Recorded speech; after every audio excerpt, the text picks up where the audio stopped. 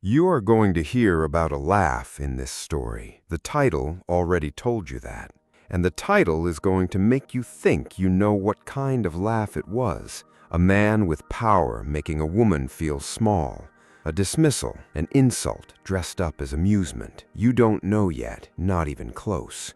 By the time you understand what that laugh actually was and what it cost the man who couldn't stop it, everything you think this story is about will have changed. Hold that. She did not come to Florida to make history. She came to breathe again. She came to a city still warm with someone else's memory, someone she had loved more than she had ever loved, being careful, being safe, being the version of herself that stayed quiet and kept moving. She came to Miami because Camille had loved it, because standing in the heat of it felt, some days, like standing close enough to touch what she had lost. She did not tell anyone that. Some grief does not need an audience. Her name was Daisy, 58 years old, black, brilliant, and carrying a question she had refused to ask herself for 22 years. There was a man in this city who had been carrying the answer the whole time. He knew who she was before she walked through his door. He had known for 6 months she was coming. He had removed things from her path that she never knew were there.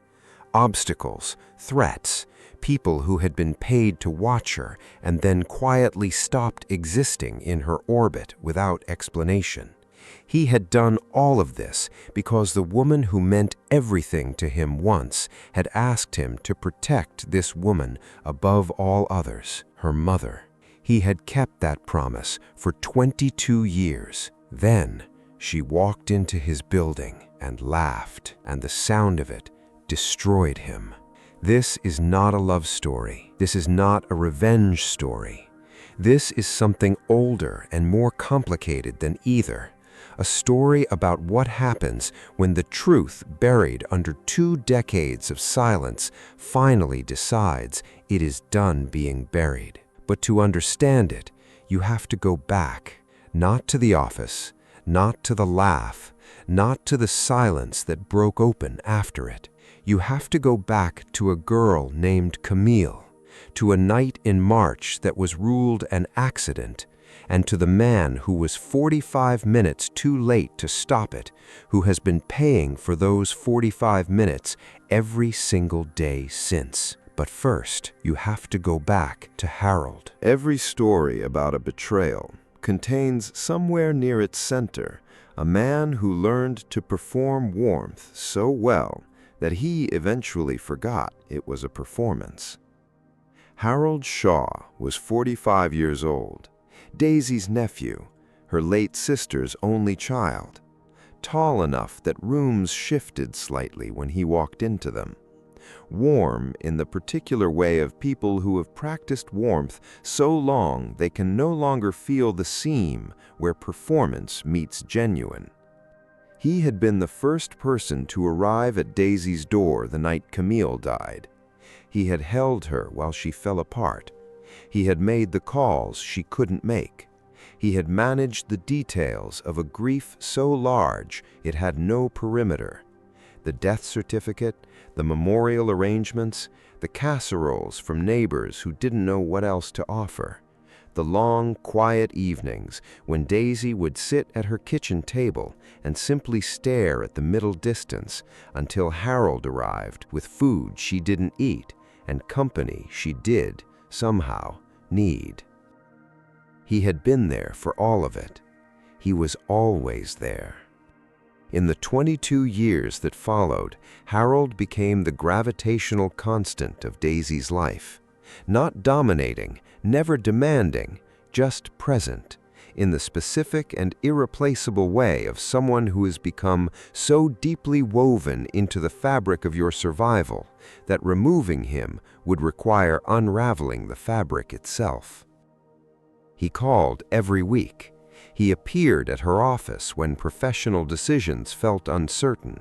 He read her instincts back to her in the language of care, gently reframing, gently redirecting, making every potential detour look like wisdom. He had a gift for making the thing he needed her not to do feel every single time like her own idea. He was, by every visible measure, the person who loved her most in the world. He was also the reason Camille died. You do not know that yet in the way that matters. You have heard the word, and it has not settled into your body. That is by design. Because Harold Shaw does not announce himself. He arrives at the right moment with the right food and the right expression and the right gentle pressure toward the right decision. And you do not understand until you understand everything, that every moment of care was a calculation. Every warm evening was a managed perimeter. Every time he appeared within hours of a question she almost asked, he was not comforting her grief. He was managing his exposure. For 22 years. Sit with that. Daisy is not the kind of woman who announces herself. She never needed to. 30 years building the kind of financial technology infrastructure that keeps institutions from falling apart. Not the visible parts, the back end, the hidden architecture that nobody sees and everyone quietly depends on. She built systems that processed millions of transactions a day, systems so complex that the executives presenting them in boardrooms could not have described how they worked, even if their careers depended on it. Daisy could, down to the line. She was not just a developer. She was the person other developers called when something stopped behaving the way it was supposed to. That is a specific gift. It is not loud. It does not call its attention to itself. It simply reads what is in front of it and immediately identifies what is wrong. She retired at 57, or at least that's what everyone used. The truth is that people built like Daisy is built don't retire. They redirect. They pick a new direction and walk toward it with the same absolute intention they had brought to everything else. So she launched a private technology consulting firm. She moved to Miami. She started day one the same way she had started every chapter before it, with full eyes and zero tolerance for things that did not add up. She had no idea this city was about to ask her to use those skills on herself. On her third day, her assistant walked in with a formal consultation request from a company called the Jang Group, the most powerful private investment organization in Florida. The request was detailed, professionally formatted, and completely legitimate looking. She read it twice.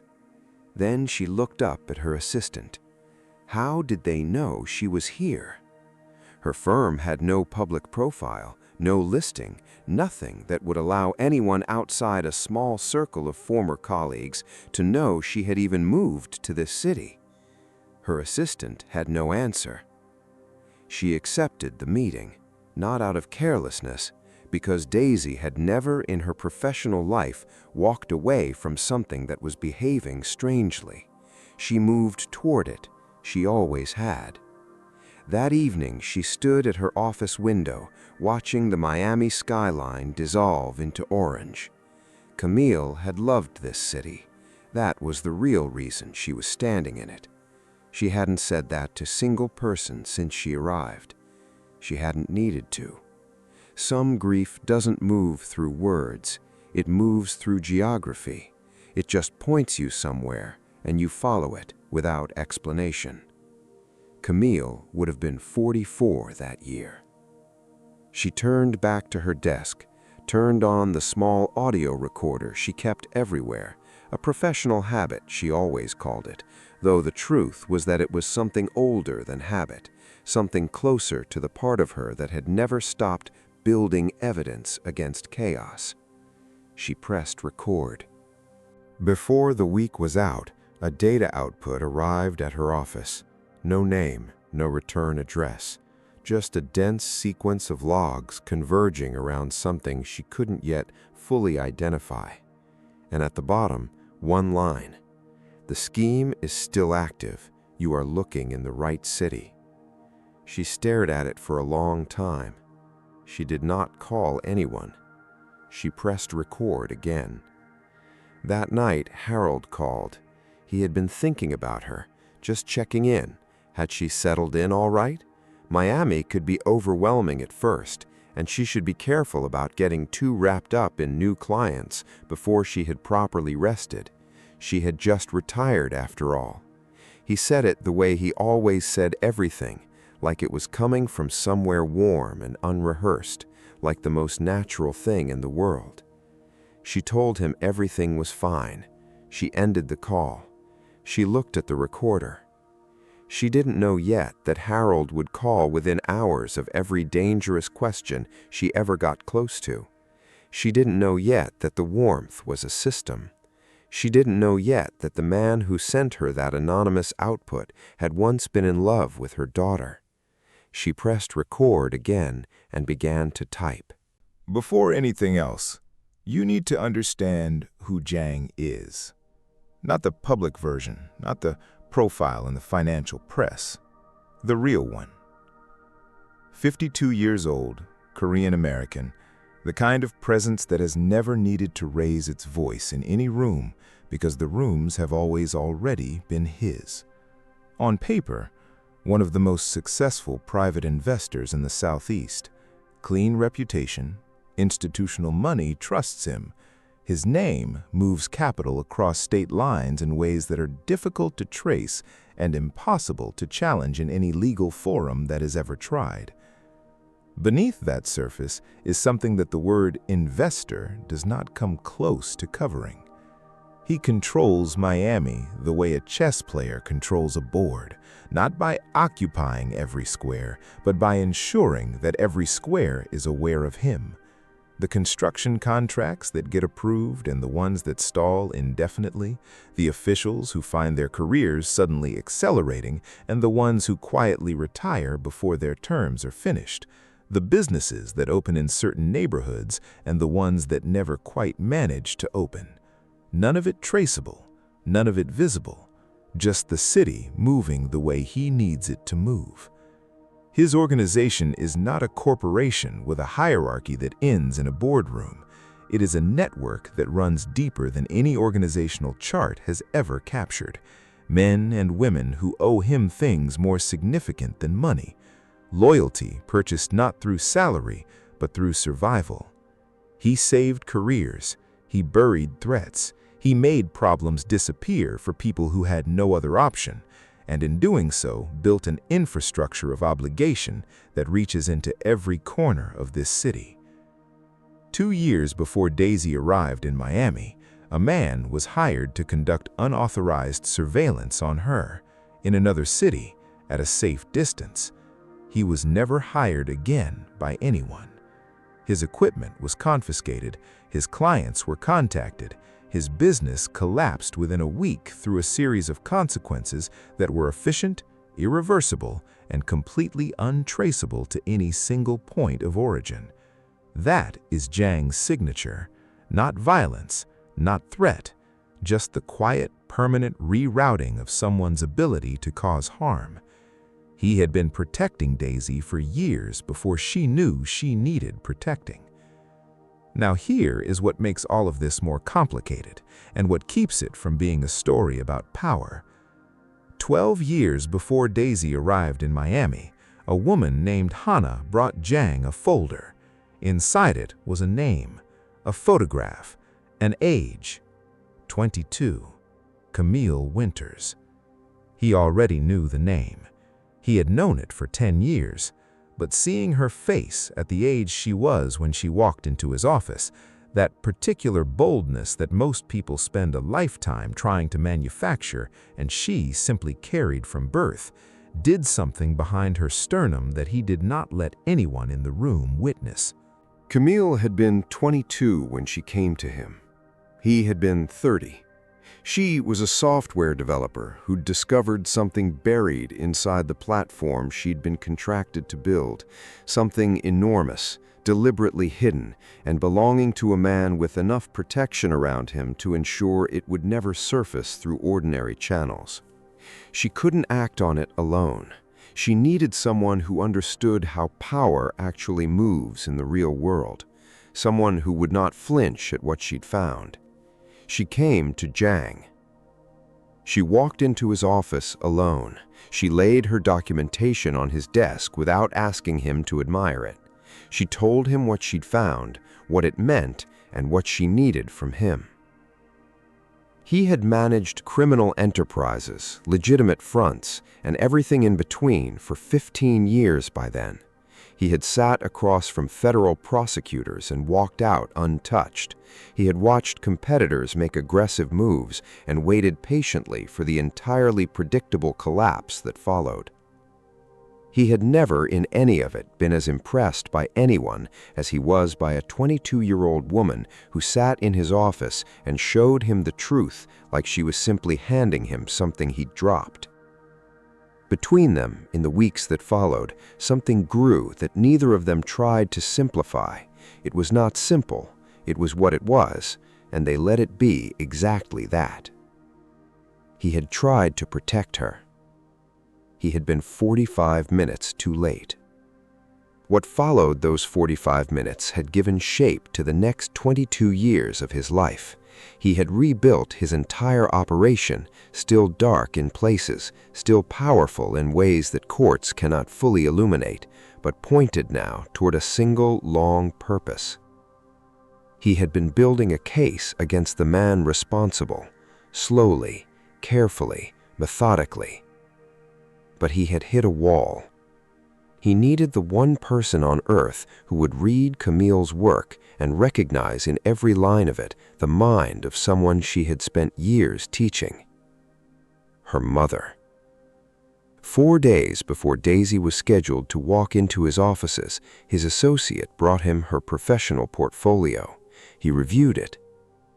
His associate said something quiet. He had noticed something in the photograph, the bone structure, the way she carried herself. She looks like her. Jiang put the portfolio down. He did not respond. He checked his watch, then he closed it. And she walked through his door. Stay with this, because you are about to watch two people meet in a room, and only one of them will know that the other is the reason they are still standing. She moved through the lobby the way she had moved through every room she had occupied in 30 years of professional life, like she was already supposed to be there. The building communicated power rather than welcome. Cold marble, controlled light, the particular silence of spaces where money is the only language that gets spoken. Daisy had spent 3 decades in rooms designed to make her feel like a visitor in her own expertise. She had long since stopped accommodating that particular architecture. But the lobby was different in a way she couldn't immediately name. The security did not move like corporate security. They did not have the slightly bored, slightly alert posture of men earning a salary. They moved the way people move when the stakes of their loyalty are personal, economical, quiet, oriented not toward procedure, but toward the single point of authority at the center of this building. They watched Daisy cross the floor with an attention that carried no aggression and no warmth and nothing in between, just assessment. She filed it. She kept walking. Jiang entered from the far side of the room. She noticed him before he noticed her. A half-second window before he could arrange his expression, before the practiced composure settled back into place. In that half-second, he was not performing anything.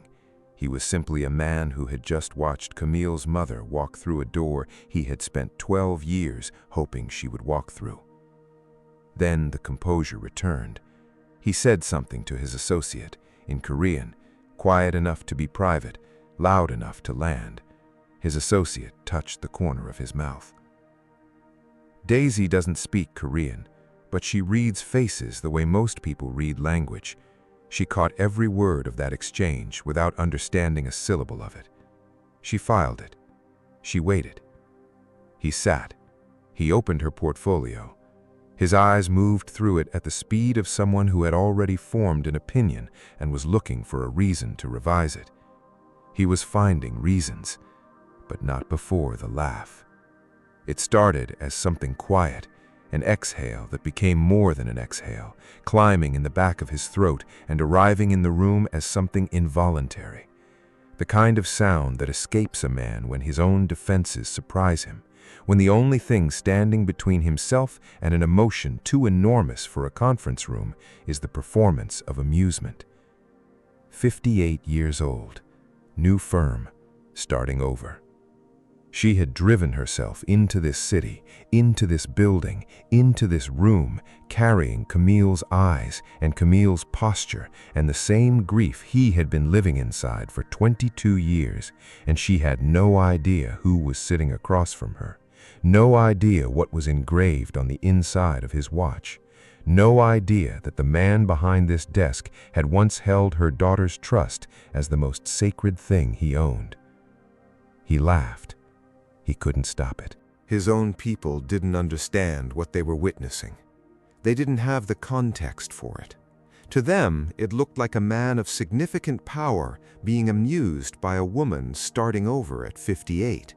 To Jiang, it felt like standing at the edge of something with no ground below. The room went still. What happened next is the moment this entire story was built to reach. She closed her portfolio. She looked directly at him. No heat, no performance built for anyone else to witness. Just the unhurried clarity of a woman who has not required anyone's validation since before he was doing whatever it was he thought he was doing with his life. She had not started over. She had arrived. There was a difference. He should learn it. Then she stood to leave. The room short-circuited. His associate froze. The men behind him went rigid, and Jiang, the man who had not chased anything in his adult life, said one word: "Sit down." She stopped. She turned. She looked at him with absolute patience, the kind that carries no urgency because it requires no response. She already knew what she was going to do with the next 60 seconds, and it did not involve him having an opinion about it. He said it again, then added one word that his associates would later describe as the most startling thing they had witnessed in 12 years working beside him. "Please." Slowly, like a word that had grown stiff from years of disuse. It cost him something visible, not professional pride, something older than that. She sat, but on her terms. Every person in that room felt the distinction. He slid a system architecture proposal across the table. 90 seconds.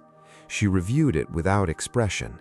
Then she identified 3 embedded vulnerabilities, quietly, precisely, vulnerabilities his own technology team had missed across 2 separate review cycles. She told him it had taken 60 seconds. She had been generous with the 90. Something moved behind his expression, old pain, or something that lived on the same floor as old pain. He began to say something about the scope of the work he needed done, whether she would be available, whether she could start the following week, whether this was the kind of engagement she was looking for. She looked at him with a patience that had no edge to it. She told him she hadn't decided yet. His associate shifted. No one told Jiang she hadn't decided yet. She told them both calmly that she didn't have to. Not confrontational, not performed, just the bare statement of a woman who has never in her professional life taken a meeting that required her to leave her judgment at the door and was not about to start. Then she made an offhand remark about the logic of the code, something that surprised even her, and laughed at herself, an unguarded laugh, real and warm and fully present in the room. He flinched. Not a startle, a flinch of pain, deep and old, surfacing for exactly 1 second behind his eyes before he forced it back. He managed it, but she caught it. She caught everything that crossed the gap between what a person intends to show and what actually arrives on their face. She filed it. She said nothing. She left through the main corridor without hurrying. She passed a long display along the wall, company history, founding images, 2 decades of milestones stretched in photographs across the hallway's length. She stopped at one. A young woman, dark skin, early 20s, eyes that carried something bright and immovable and familiar in a way that made the floor feel unreliable. Something cold moved through Daisy's chest. She kept walking. She did not look back. But she did not breathe correctly until she reached the street. She hadn't known what she was looking at. She would. That evening, Jiang did something he had not done in a long time. He sent everyone home. His associate paused at the door. 12 years in this organization, and he had never once been dismissed before the work was finished. Jiang did not explain. He simply waited until the last door closed, then sat at his desk in the empty building with the Miami dark outside the windows and his hands perfectly still. He had not moved for 11 minutes when he reached into his desk drawer. He took out a single photograph, 22 years old, worn at the corners from the particular kind of handling that is not careless but constant. He set it beside the portfolio Daisy had left on the table. He looked at both them for a long time. The woman in the photograph had the same laugh, the same exact laugh. He had heard it in that room today, and his defenses collapsed before he could get to them. He pressed the inside of his wrist against the edge of his watch. He sat there until the city got quiet. He did not sleep. In the days that followed, Daisy did what she had always done when something stopped behaving the way it should. She worked. She pulled every publicly available record she could find on the Jiang group, historical data, any documented trail through legitimate channels, standard due diligence. She had done it before signing every professional agreement for 30 years. A second anonymous output arrived at her office, more specific than the first, particular timestamps, all of it converging around a single period, 22 years ago. She pulled one sequence apart in her mind. She had seen this structure somewhere before. She couldn't place where. She called a former colleague, described what she had, asked if it was familiar. He went quiet on the other end. He asked where she had found it. She asked why that mattered. He told her the structure had appeared exactly once inside an audit that was shut down before reaching any conclusion, 22 years ago. She asked what the audit was about. He told her she should stop asking questions. The line disconnected. She held the phone.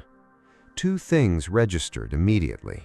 The call had lasted under 3 minutes, and he was not afraid of the answer. He was afraid of something that surrounded it, something watching it, managing the people who touched it. That distinction mattered enormously to a woman who read patterns for a living. What she didn't know yet, that former colleague left the professional circuit entirely within 48 hours of that call. No announcement, no explanation to former clients. His contact information simply stopped working. His office number rang to nothing, as if he had never consulted anyone about anything. She would understand that later. Across the city, Jiang was informed that Daisy had been pulling historical data and that she had made a call. He asked who she called. His associate told him. Jiang was quiet for a long moment. Then he said, "Handle it gently. Move him somewhere safe." His associate understood. The former colleague would be on a plane to his sister's home in Georgia by nightfall, frightened but alive, removed from the radius of what was coming before Harold's network could reach him first. This is how Jiang's world actually worked.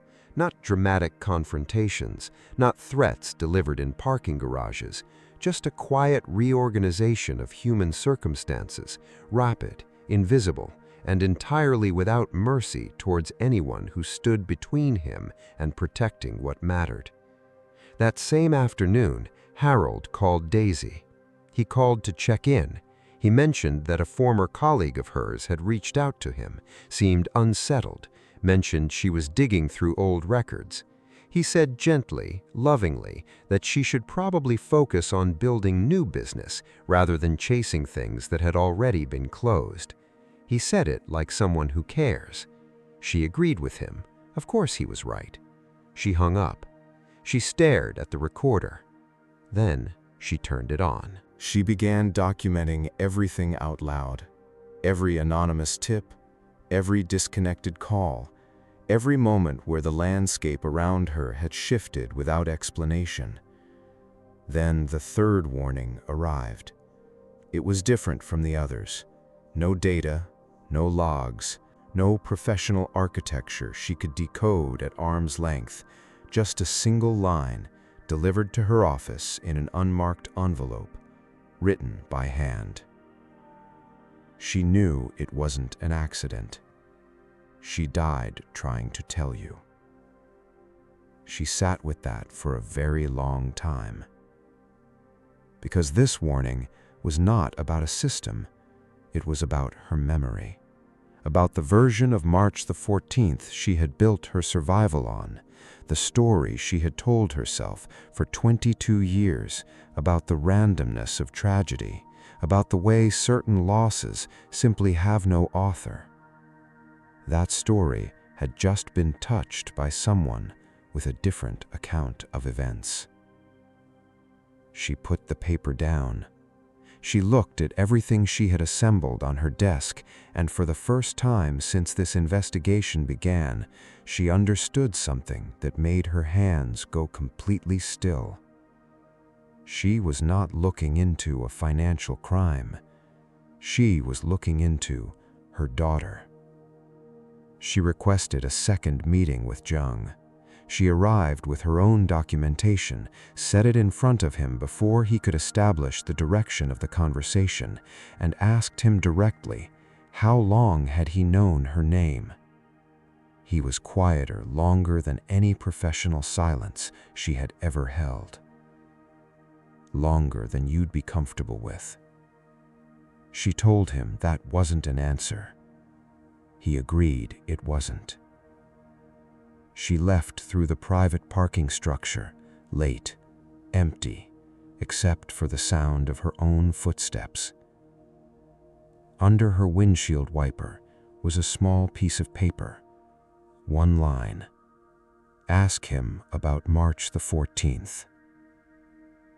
She stood there a full minute, just the underground quiet and Miami breathing somewhere above. She had not told a single person in this city what March the 14th meant. Not once, not in any conversation since she arrived. March the 14th was the night Camille died.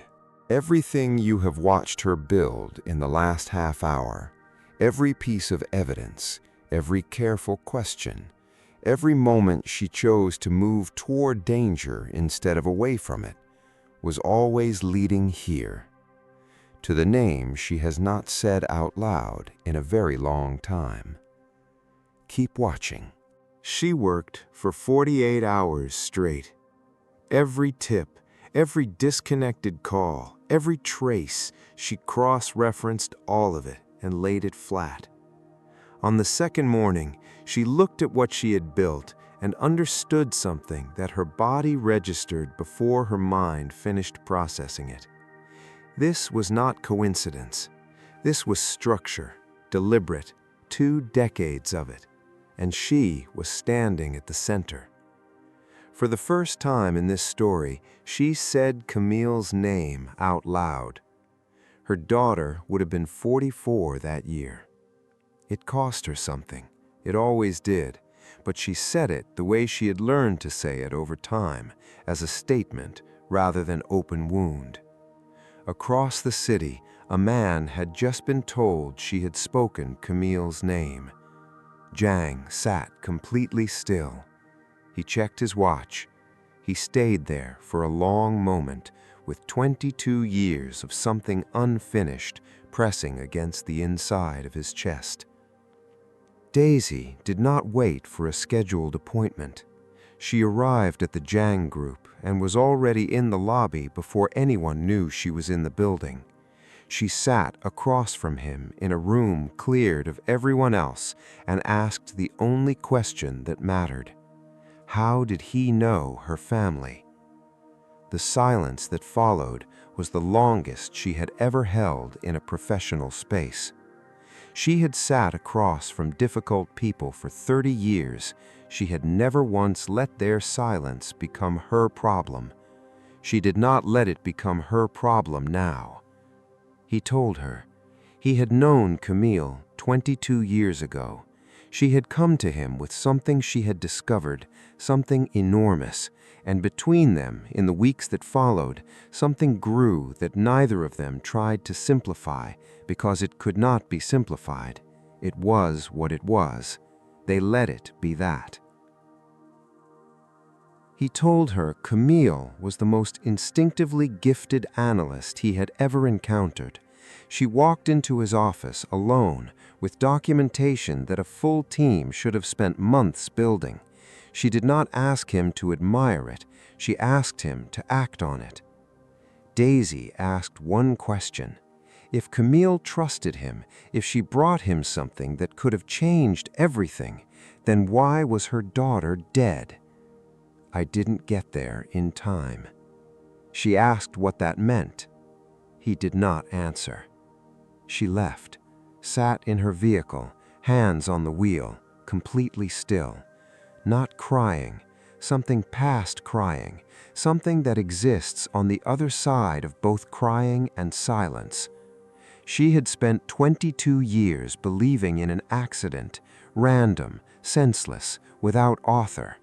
She had built every year since on top of that belief, on the understanding that Camille's death was tragedy without culprit.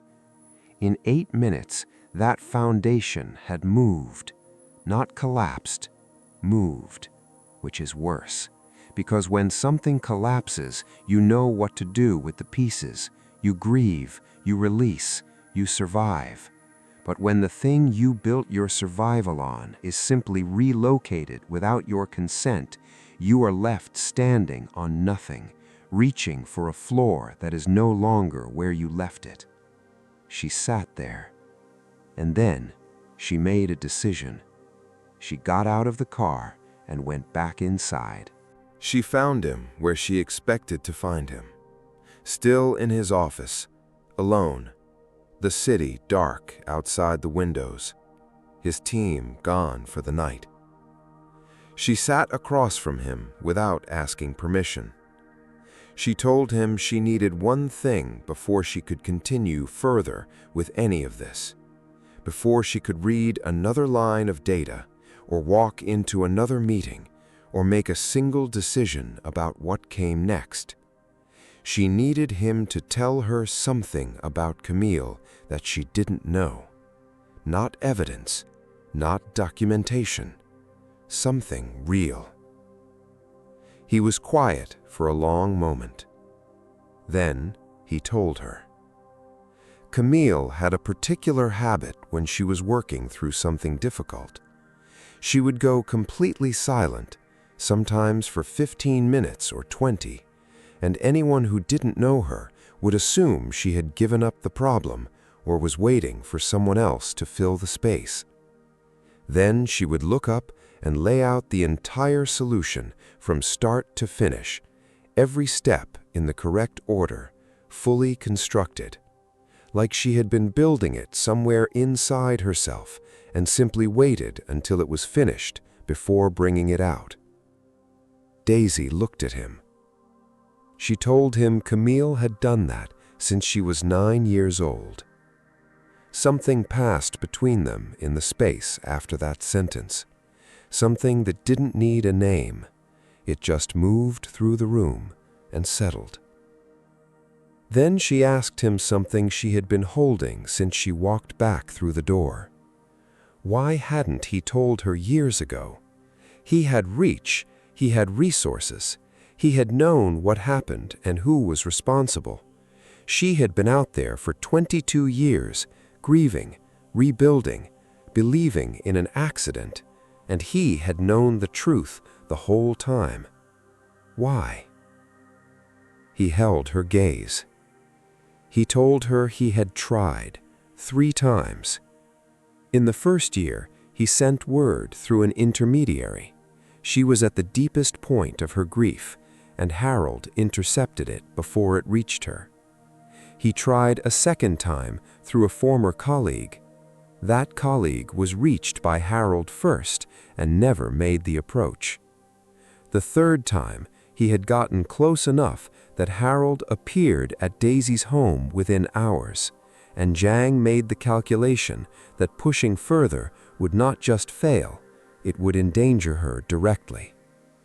Every road he tried, Harold had closed before him. She sat with that for a long time. Then she said something that surprised them both.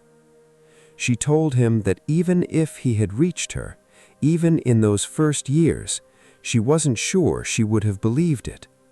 If a stranger had come to her and told her that the man sitting next to her at her daughter's memorial was responsible for putting her there, she would have called the police. She would have called Harold. She would have done exactly what Harold had shaped her over years to do. The silence between them had a different quality now. Not the silence of 2 people managing each other. The silence of 2 people who had arrived through entirely different paths at the same unbearable place. She asked him how long until they had enough to move. He told her they already had enough. What they didn't have was authentication from an independent expert who could stand behind what Camille built in any formal setting. Without that, Harold's legal insulation held. She understood what he was saying without him completing the sentence. She was the missing piece. She had been the missing piece for 12 years. She looked at him for a long moment with something complicated moving behind her eyes. She told him Camille would have found that unbearably ironic. He said, yes. A quiet moment, Miami outside. She asked him if he was glad she had come to Florida. He looked at her. He told her that was the easiest question anyone had asked him in 22 years. Her phone lit up. A message from a number she didn't recognize. One word. Hannah. Then a second line. They needed to talk. Tonight. Hannah is a Korean woman in her 50s, precise in the way of people who have been holding something important for a long time. Every word chosen in advance, set aside, saved, waiting for the exact moment they would be needed. She had known Camille for less than a year. That is what she told Daisy that evening. And it matters because of what comes next, because you do not carry something for 22 years on behalf of someone you knew for less than a year, unless that person did something to you that reorganized the way you understand the world. Camille had done that to Hannah in approximately 6 weeks. Hannah had spent the rest of her life paying attention to the right things as a direct result. It had not been a comfortable life. She did not say that with complaint. She said it the way people state facts that no longer have any emotional charge, because the charge has been used up, because 22 years of precision and patience and waiting for the right moment tends to burn through whatever personal resource was available for feeling things. She had not told anyone. She had not needed to. She had had a promise to keep. They met that evening somewhere quiet, somewhere neutral, somewhere that didn't belong to anyone. Hannah told her she had been waiting a long time for this meeting. Daisy asked about the anonymous data outputs. Hannah confirmed them. Daisy asked why. Because Camille made me a promise. The sentence settled into the room like a stone settling at the bottom of still water. Some things don't need to be followed. They just need to land. Hannah began describing the night of March the 14th. Camille had finished her work. She had built something, a program, a coded log that ran inside the compromised platform and captured everything it was doing, self-executing, verifiable, impossible to dismiss. She told Hannah she was going to deliver it the following morning. That night she called her mother, said she loved her. Then she drove to a meeting. She never came back. The person she drove to meet that night was not Jang. Daisy asked who it was. Harold Shaw, her late sister's son, the man who held her hand at every memorial, who called her strong every single time she threatened to buckle under the weight of loss, who sat across from her at every dinner, every quiet evening, every night when grief sat too heavy to carry alone.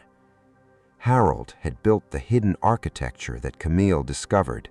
He was the engineer of it, the originator, the name at the root of the system, invisible and protected. When Camille threatened to expose it, he arranged for March the 14th to be her last night. Then he spent 22 years sitting beside her mother, managing her grief, redirecting her attention, keeping her close enough to monitor, just broken enough that she never once looked at the past with clear, unobstructed eyes. Every single time Daisy came close to a dangerous question, Harold appeared within hours, warm, ready with a gentle word and a perfectly calibrated reason to look somewhere else. He was not comforting her grief. He was managing his exposure. For 22 years. Daisy told Hannah she was lying. Hannah placed Camille's original documentation on the surface between them. Complete, intact, preserved exactly as Camille had assembled it on the last night of her life. Camille had given it to Hannah to hold in case something happened. She had told Hannah to find someone who could read it, someone who would understand the moment they saw it. Daisy looked at it. She took it without speaking, and she read. She saw the hidden instructions, the disguised pathways, the full architecture of something deliberate and buried, with Harold at the center of it all, consistent across every layer, not loud, not obvious, but there, repeated, undeniable. And then she saw something else, something more powerful than all the evidence combined. She saw Camille, the logic of her, the structure of her thinking, the instinct that built this case from the inside of a compromised system, using nothing but clarity and 22-year-old certainty that the truth could be preserved if you knew how to preserve it. She had taught Camille to think exactly this way. Every line carried her daughter's mind, her daughter's voice, the exact way Camille had always moved through a problem, without fear, building toward the truth, one careful layer at a time. She was reading her daughter, preserved exactly as she had been, 22 years after the night she was taken. Daisy stood. She was not crying. She was something that had moved completely through crying and arrived on the other side, that particular clarity that comes when grief finally has a shape and a direction, when it stops being weather and becomes something you can build against. She needed to speak with Jang tonight. Harold called, as if something in the atmosphere had shifted and he had felt it from across the city. His voice was warm, casual. He'd been trying to reach her. Was everything all right? She told him she was fine, just tired. She'd call tomorrow. She ended the call. She looked at Hannah. She asked how long before Harold knew something had changed. When his contact in Jang's organization hears you met with me tonight, probably before midnight. Daisy looked at the recorder in her hand. She had hours. You now know everything Daisy knows. So does Harold. And Harold Shah has had 22 years of practice at making sure the people who get this close don't stay that close for long. What happens in the next 8 minutes will not look like what you expect. Daisy does not rage. She does not collapse. She builds. Stay with it. They met that same night. No team in the room, no assistants, no professional distance between them. For the first time since this story began, neither of them was managing the other. Daisy placed Camille's documentation on the surface between them. Jang looked at it for a long moment, long enough that the silence became something with weight. He told her she had found it. She told him Hannah had given it to her, but it was Camille's. He confirmed everything. He had been building his own parallel case for 12 years, assembled through the kind of reach that Camille never had at 22. His organization, his network, his very long memory. 12 years of evidence pointing at the same man. But he had hit a wall none of his resources could move. Harold had spent 22 years constructing legal insulation around himself. He was protected at every pressure point. Without an independent expert who could authenticate Camille's work in any formal setting, someone whose professional standing would hold in any room that required it, Harold remained untouchable. Jang had needed Daisy specifically, and he hadn't known how to bring her in without telling her what happened to her child. She finished the sentence before he could. Neither of them spoke for a moment. She asked about the first meeting, the laugh. He was quiet. He told her the truth. The first time she laughed in that boardroom, really laughed, unguarded and warm, it was the same sound, the same quality, the same way it moved through a room and changed the temperature. He had not heard it in 22 years. It arrived without warning in the middle of a professional meeting, surrounded by his own people, and he had exactly nothing adequate to meet that moment with, except the defense mechanism of a man who is terrified of how much something costs him. She asked about the watch. He held it toward her. On the inside of the band, engraved, small and precise, Camille. She looked at it for a long time. She did not cry. She understood, looking at it, what 22 years actually meant, not as an abstraction, not as a number she had carried in her own chest, but as something a person did with their hands, had done, quietly, every single day, in the absence of any witness, any acknowledgement, any world that knew what was being carried and why. He had kept her daughter's name against his skin for 22 years. She gave it back to him. He took it without speaking. Neither of them needed to name what had just moved through the room. She told him something she had not told anyone. Camille had called her the night she died. She had mentioned she had met someone. She said he was the only person she had encountered in any professional setting who listened to her without waiting for her to become something easier to deal with. He went completely still. She told him Camille's exact words. "Mama, I think I found someone who actually sees me." The room held that sentence for a long time. He told her what he had built and why. Not out of ambition, not out of the desire to control a city. He had built it all out of grief and rage and the absolute determination to one day bring down the man who took Camille, and to protect the woman Camille loved most in the world, her mother.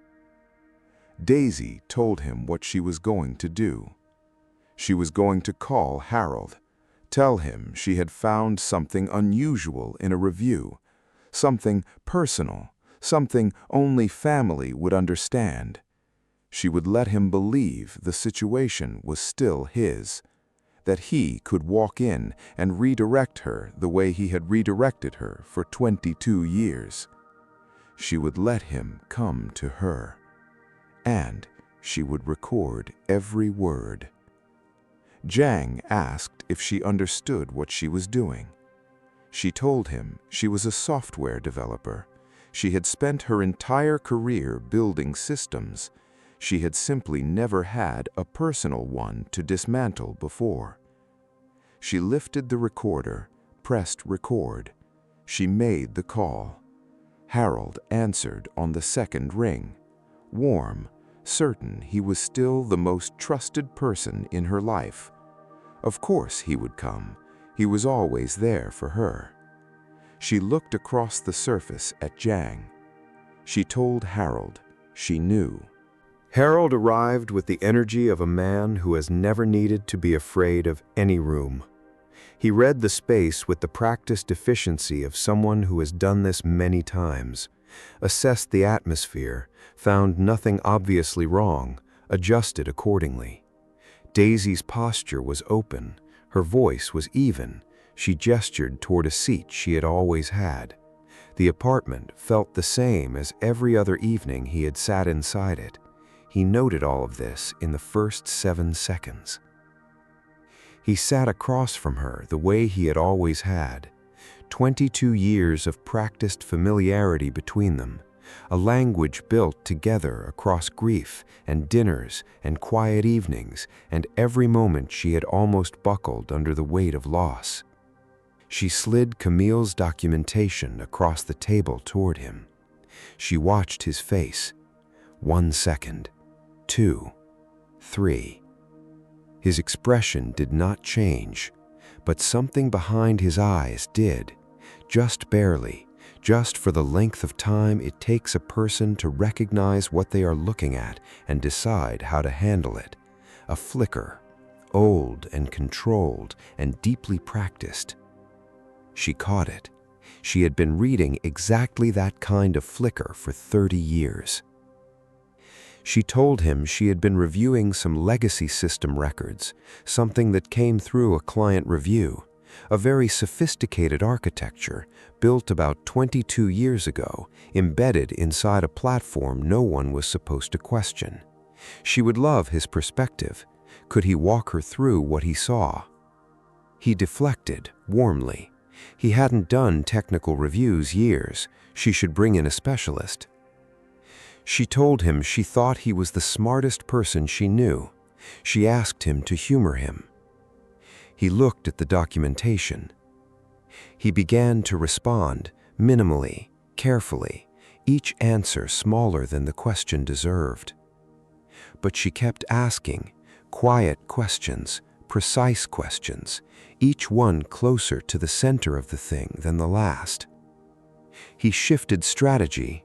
He told her, gently, with the tone she had heard 1,000 times, that she seemed stressed, that she had taken on too much too soon, that Miami might not have been the right choice, especially given everything this city meant in relation to Camille. He said it with tremendous warmth. He said it the way a person who loves you says it.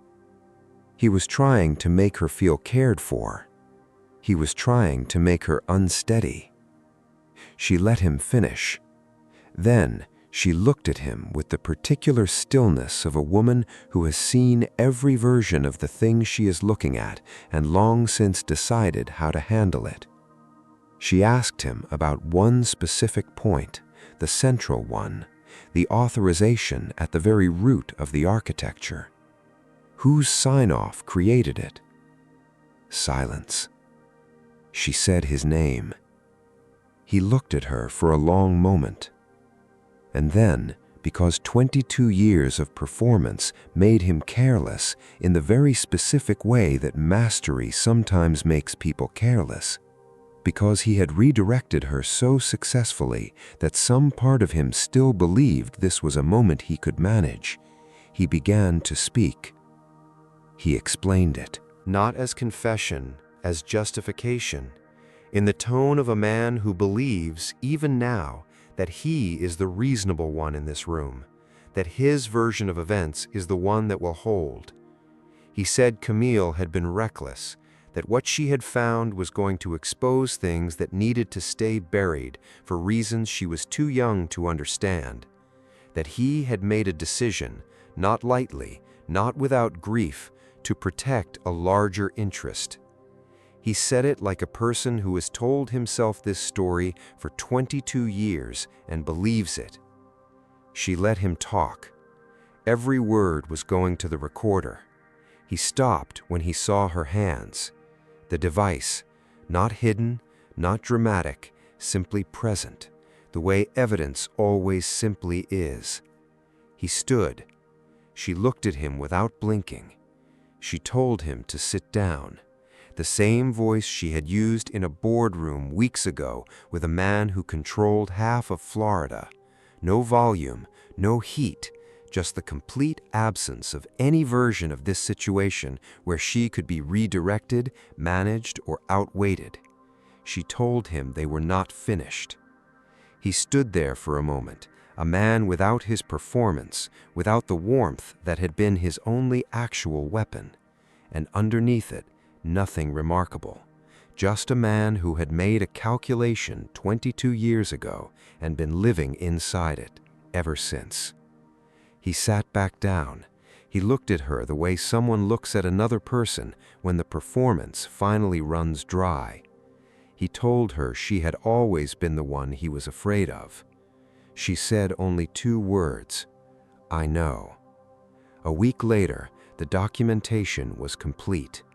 Camille's program, verified and professionally authenticated by Daisy's expert analysis, supported by 12 years of parallel documentation from Zhang's organization, the full architecture of a 22-year hidden scheme, named, sourced, irrefutable, formally submitted to the relevant financial oversight authorities. It was not a moment of triumph. There was no celebration, no noise, just the sound of something that had been held for too long, finally being set down. They met one final time, not at his offices, not at hers, outside, the Miami air warm and moving around them, neutral ground. She told him Camille would have been proud of what he built, the patience of it. He said Camille would have been furious about how long it took. A moment moved between them. She said yes, that sounded exactly like her. For the first time in this entire story, Daisy laughed about Camille, not with pain, not with the controlled grief of a woman who has learned to measure exactly how much of herself she lets show, with love, clean and open and warm, the way people laugh when something is simply undeniably true, when the person they are describing is so completely themselves in the telling that there is nothing left to do but love them for it. Then she told him what she had been carrying since agreeing to this final meeting. She had spent 22 years angry about a lot of things. Not only what happened to Camille, at the fact that she had never gotten to look the person Camille loved in the eye and make her own determination about who he was. She paused. She looked at him. She didn't have to anymore. And the man who controlled Miami like a chess player controls a board, who had never raised his voice, who had never chased anything in his adult life, who had built an empire in the shadow of a grief that no title and no amount of controlled power had ever touched, who had laughed desperately and painfully and involuntarily the first day she walked through his door because she was standing there carrying Camille's laugh and Camille's eyes and Camille's absolute refusal to be diminished by any room she walked into. That man could not speak. Not because he had nothing to say, because everything that had needed to be said had finally, after 22 years, been heard. He had laughed at her age the first day she arrived, not because she was old, because she was devastating. She was everything he had spent 2 decades protecting from a distance, and she had walked through his door without warning and without permission and without any idea of the magnitude of what she was walking into. And he had had exactly nothing adequate to meet that moment with, except the defense mechanism of a man who is terrified of how much something costs him. He laughed. She turned around, and she left him speechless. Not with power, not with anger, not with a performance built for anyone else to witness. With 4 words: I don't have to.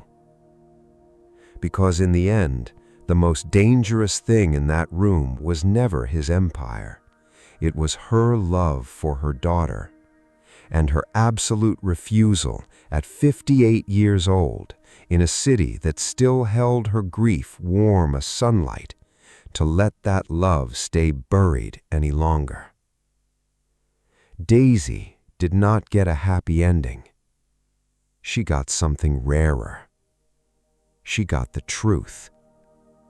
And the truth, as Camille believed at 22 when she sat alone and wrote the first line of her program inside a system that was never meant to be questioned, always finds its way out. If you look long enough, if you trust the trace, if you are the kind of person who refuses to stop reading until the system tells you everything it knows. If this story stayed with you, one question before you go. Harold sat beside Daisy for 22 years and called it family. Jang protected her from a distance for 22 years and called it a debt. Both of them loved the same woman. Both of them kept the same secret. The difference between them was not what they knew, it was what they did with what they knew. Drop a comment right now. Tell me which moment broke you open. The name on the watch, Camille's last words to her mother, Harold explaining himself like it was a reasonable thing, Daisy saying, "I know." Subscribe, because Daisy and Jang are not finished, and neither is this city. When you carry something that long, a question, a grief, a truth with no name yet, and you finally set it down, who do you become?